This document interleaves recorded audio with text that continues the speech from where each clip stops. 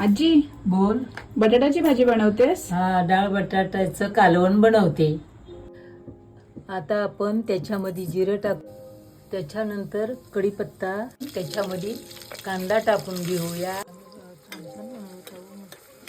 त्यामध्ये टमाटर टाकून, मीठ टाकून, त्यानंतर थोडी हळद, 3 चम्मच घाटी मसाला टाकूया, थोडा गरम मसाला टाक. बटाट्याची साल काढायची नाही, तो असाच कापायचा. आणि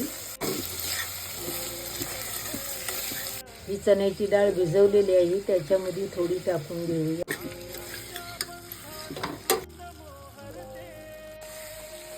होते, झटपट होते. त्यात 1 ग्लास पाणी,